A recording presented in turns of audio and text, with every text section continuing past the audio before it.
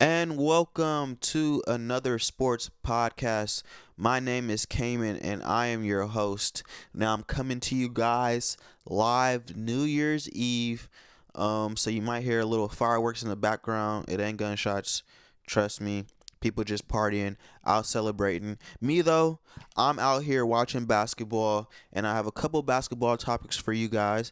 If you love sports like me, go ahead and do me a favor, like and subscribe this video on the bottom. Now, I just finished watching the Los Angeles Lakers versus the Cleveland Cavaliers. The Cavs won 122 to 110. Donovan Mitchell had, where's his stat line right here, 26 points, 6 for 13 from the three-point line.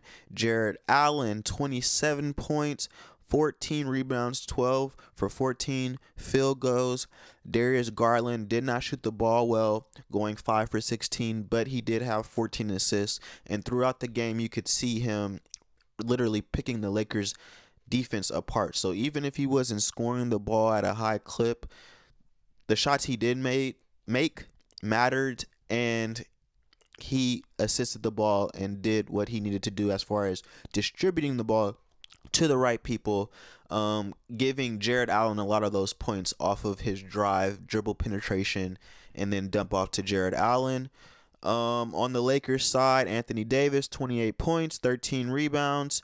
LeBron James, 23 points, 3 for 6 from 3, which was a good sign to see from LeBron, 7 assists. And Austin Reeves. Austin Reeves had 35 points, 10 assists, and 9 rebounds. So we've seen Austin literally pick it up a lot the last couple weeks. So it's a good sign to see if you are a Lakers supporter, and I am a Lakers fan, but I will be picking apart the Lakers in this video a lot. Let me give the Cavs credit because they are 29-4, 12-3 away from home, and Darius Garland and Donovan Mitchell seem to have got it together, came to a consensus on how to play together. Kenny Atkinson, who is a brilliant coach, it's starting to look what he did over in Brooklyn. Look what he did in assisting Golden State, and the good positive remarks that they have to say about him. And now look at what he's doing on the Cleveland Cavaliers. So Kenny Atkinson is showing himself to be one of the great coaches in the NBA right now. So great to see them meshing, and I honestly do think if they can continue this role, that they do have a chance in the playoffs. Now, that's going to take a lot. That's going to take Donovan Mitchell to take his game to another level as that number one star for the Cleveland Cavaliers. That's going to take Darius Garland to take his game to another level, and they're going to have some out of the World Series, especially against like the likes of the Boston Celtics, in order for the Cavs to advance and go all the way. I think Donovan Mitchell is made up of the right stuff in order for that to effectively happen. So I don't know. We'll see. Am I just wishing on the Celtics downfall? I don't know. Shout out to Jaylen Brown and Jason Tatum over there. But, Boston Celtics and all that, I mean, never really been a fan. Gotta respect it, though. Gotta respect Paul Pierce, KG, and them. Gotta respect Bird back in the day, Mikal. Gotta respect it. But I mean, Boston, come on, man. We don't want to see them hosting and hosting banners and stuff, hosting trophies. No, no thanks. And hanging banners, hosting and hanging. There you go. Hosting trophies, hanging banners. Yeah, I don't want to see none of that. Seems like the NBA was born in the finals last year with the Boston. It was like foregone conclusion. But I did not expect the Los Angeles Lakers to beat the Cavaliers in that game. Not at all. Like I said, Cavaliers 29-4, but let me go over to the Lakers side now. For them to compete how they did, I did see some positives. And now the Los Angeles Lakers recently made a trade. You don't see D'Angelo Russell on this team anymore. He's not here. The Los Angeles Lakers have traded D'Angelo Russell, Maxwell Lewis, and 3 second-round picks to the Brooklyn Nets for Dorian Finney-Smith and Shake Milton. This trade was announced Sunday, so this was the first time that Shake Milton, Dorian Finney-Smith suited up for the Los Angeles Lakers, and this was our first look at what we wanted to see. Now, before this game even started, my initial thoughts on this trade was, wow, D'Angelo Russell's second stint in LA has come to a conclusion, and throughout the social media jokes and antics, D'Angelo Russell did lead the Lakers in three-point makes and broke the Lakers' single-season record for three-point makes last year. We did see in stretches and at points. I remember a Milwaukee game where D'Lo scored like 44. I remember when they went out to Boston and beat them. I remember when they went to Milwaukee and beat them. Like, D'Angelo was part of a lot of those games where LeBron or AD or one or the other are out, they're both out, and Austin and D'Lo are taking the reins and commanding the offense and doing some incredible things and winning games that we needed to win. Now, there was friction last year between D'Angelo Russell and Darvin Ham, clearly. I think that Darvin Ham, looking in hindsight now, probably had more confidence, appreciation for the player D'Angelo Russell was than what we seen JJ Redick have in the 30 games that he was here this year. And I want to hear I want to hear what D'Angelo thinks about that after he did have problems with Darvin Ham, and you see how JJ Redick treated you, put your butt on the bench and said bye. And it was writing on the wall kind of for D'Angelo because he didn't start the season off well this year, but it was, I appreciate D'Angelo for who he was for the Lakers. He was this dynamic player. He did have those streaks and those moments at times that I was like, wow, we needed that. That Memphis series, his first year back, when he got traded midseason and they made it to the Western Conference Finals. I believe it was 2 or 3 straight threes in like game 4, game 5, something like that. And without those threes, the Lakers don't win that series. Again, Golden State, the next series after that, D'Angelo Russell hit some big shots. Now, he didn't perform well in the Denver series, and we understand that. And that was the biggest thing. If you can just show up in those big moments, maybe the Lakers can actually get over the edge. And going back to last year again, in-season tournament, we kind of knew that Austin Reeves and D'Angelo Russell as a starting backcourt defensively, I don't know if they can play heavy minutes together and not be defensive stoppers. So going to get a Dorian Finney-Smith, going to go get a Shake Milton, it helps this team more, especially for the offense, the scheme that JJ Redick has implemented and how they want to play basketball. You can never go wrong with Dorian Finney-Smith, who is a long defender who can, stretch the floor, shoot the three, but is going to play defense. I don't like us taking away a shot creator because I always think having shot creators on your team is important. But when you have LeBron James, when you have Anthony Davis, and now you have Austin Reeves, who is coming into his own as a player, but we've always had this question, can he be that third guy, that third main guy consistently? And if you can do that, you have your shot creators and you need your defenders and your long wing perimeter guys that can actually defend some of these guys that you're going to be going against in the playoffs, your KDs, your Anthony Edwards, even your Stephs or somebody like that, your Shai Gilgeous-Alexanders. Like, you have a Jamal Murray, you have a lot of these dynamic guards in the West, Devin Booker, Bradley, like, can you guard them? And D'Angelo Russell and Austin Reeves, I don't know if that was our best players. You can't put them out there at the same time. And that was a problem. And this is why they made the move. And I understand it. This move fits this team better. So, the point I want to make about this whole trade, and the reason why I've been pissed at the Lakers for a long time, is because your problem is not coaches. Your problem is roster construction. And this goes into the Darvin Ham comments that he said. Like, we made the Western Conference Finals, and then we lose to the same team the next year that we lost to in the Western Conference Finals. And other coaches that were in my position are looking for extensions. What do the Lakers do? They try to play the blame game because you made a horrible decision, not with the hiring of and firing of Darvin Ham and the hiring of JJ Redick. You made a horrible decision, I don't know, 5 years ago, by not hiring Ty Lue to begin with this whole LeBron era. What position would you be in now if you had Ty Lue as a coach? We're not talking about Frank Vogel. We're not talking about Darvin Ham, and those hires don't happen if you guys take care of business with Ty Lue. Stop playing with that man's money and trying to pick his staff the whole time. And I understand you guys had Jason Kidd, and y'all didn't want to give the reins to Jason Kidd, but you guys wanted him as an assistant coach on the bench. And Ty Lue wanted to pick his own bench.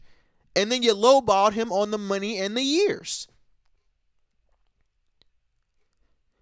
It's never been the coach that's been the problem.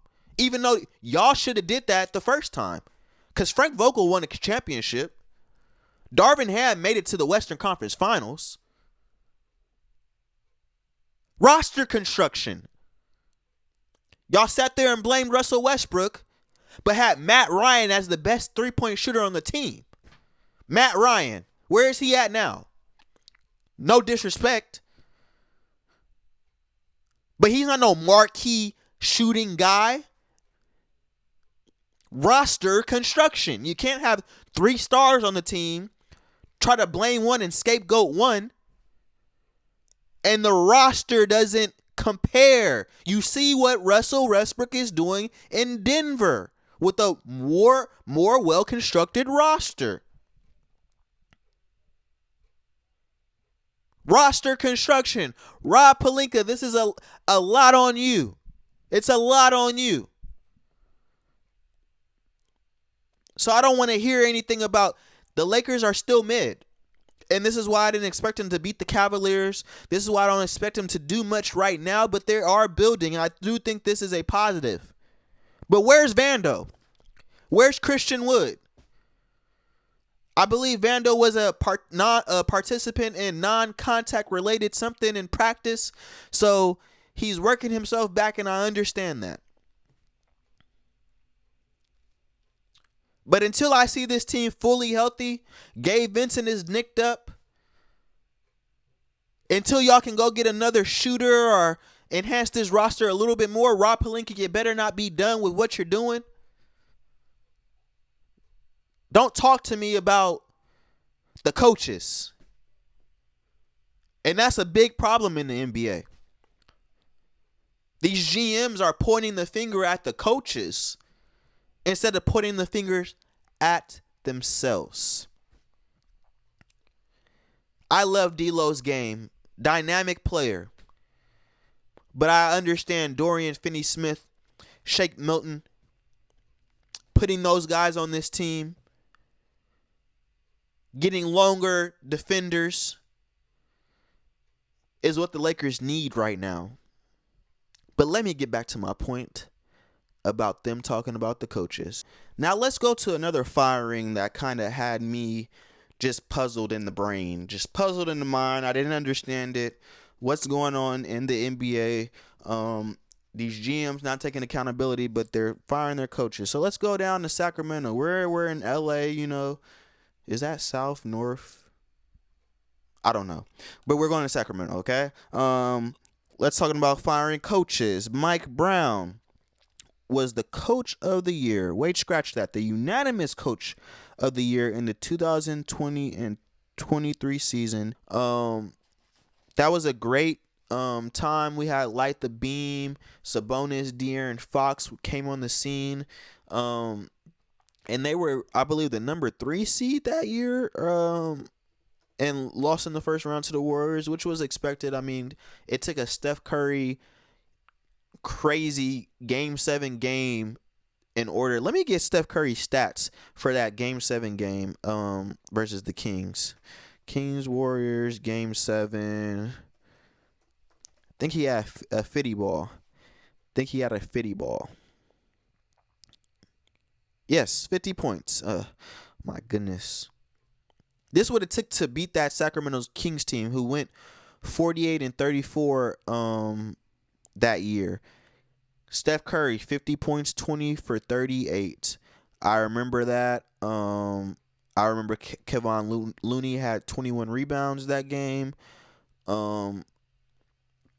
Yeah, so they lose to the Warriors, and then the next year the Kings didn't make the playoffs. Kings record in 23-24. 23-24.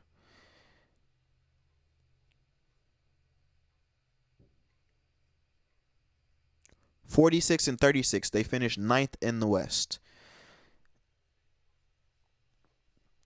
They beat the Warriors in the first play-in game, but lost to the Pelicans, I believe, in the second play-in game. And the Sacramento Kings just fired him after a 5-game skid. They lost 5 straight. The last game they lost, it was a loss to the Detroit Pistons. They had a 19-point lead in the fourth quarter. De'Aaron Fox fouls a 3-point shooter in the corner with the game on the line. He makes the 3. 4-point play, game over. I believe it was Jaden Ivey in the corner. Great play. Wow, you don't see that often. That literally never kind of happens with the game on the line. So, what a way to lose your job, Mike Brown. But there are reports here. Let me get my phone real quick because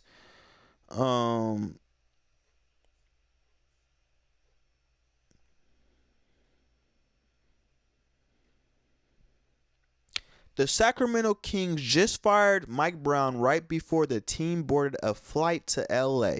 He just ran a full practice and spent 15 minutes talking to the media. Just bad, man, bad. And I co-sign Mike Malone's comments about this whole situation. Let's listen here. Awful. And the reason I say that, Matt, awful. Yeah, awful. And the reason I say that, Matt, is so we're going into a meeting this afternoon. And, the good thing about me is that I'm not on social media. I'm not aware of what's going on outside these walls sometimes. I've had an office with no windows for 10 years and probably taken off 6 years of my life. And I go into the meeting and the coaches say, "You hear about Mike Brown?" I said, "Why? What happened?" They said he got fired. And at first I was really shocked and surprised. Then I caught myself. So why am I shocked and surprised? For 2 reasons. One, because as an NBA head coach, ultimately you're going to get the blame. When they win, it's going to go to Sabonis and Fox. When you lose, it's going to go to Mike Brown. That's the way it works. And 2, who he works for. So I'm not surprised that Mike Brown got fired, because I got fired by the same person. And what really pissed me off about it was the fact that they lost last night, 5th game in a row, I believe. Tough loss, fouling a jump shooter. They had practice this morning. He does his post-game media, and he's in his car going to the airport to fly to LA, and they call him on the phone. No class, no balls. When you win, the credit will go to Sabonis and Fox. When you lose, they'll blame it on the head coach. This is a sad reality in the NBA these days. This guy, you're supposed to be trying to build something. You're supposed to be trying to build a relationship. There's reports that Mike Brown would grade De'Aaron Fox after every practice, give him a grade, kind of push him hard. You should want that from your head coach to your star player. De'Aaron Fox says in his press conference, even though I didn't love his body language and everything he was saying about Mike Brown, and he has came out to tweet, there's different narratives that the players were pushing back and things like that. And De'Aaron Fox went to Twitter and said this. There was never any pushback about anything. This narrative of us butting heads or me going to management saying anything is bull. So you can run with that if you want to. It's reported that Monte McNair, the GM of the Sacramento Kings, is the one that solely made this decision. What are you doing? The Sacramento Kings have not won a championship since 1960-something. We know what kind of franchise this is. They've been an abomination of a franchise for a long time, and for them to have the success that they've had has been great. It's been great for the city. It's been great for an environment. You're building something, and this is why I said you should be wanting to build something in this organization. Like organizational things matter. You should have a belief in each other. You should have a belief in the common goal. And if everybody has their own agendas, it doesn't work. We've seen this with the great franchises in sports over and over and over again. If you're not in one of them big cities, you got to hold each other accountable. You got to be your brother's keeper. In management, all the way down to the players. You got to set an example. And for y'all to be this dysfunctional as an organization still is ridiculous. Now, are y'all about to lose your star? Is De'Aaron Fox about to say, bye-bye, Sacramento? Do you have to start all over again then? Is that what y'all want, Sacramento Kings? Because you want to fire your coach? What are you going to do? Do you have a backup plan? Go ahead and fire your coach, guys. Oh, Lord. Go ahead and fire your coach, guys, if you have a backup plan. If you don't have no backup plan, I don't know why y'all firing y'all coach. To go put an interim somebody who was on his bench already as the lead guy now. I don't know. Hey, I don't know. I'm just saying, the man was the coach of the year 2 years ago. And all of a sudden, he's trash enough for y'all to not even give him the rest of the season?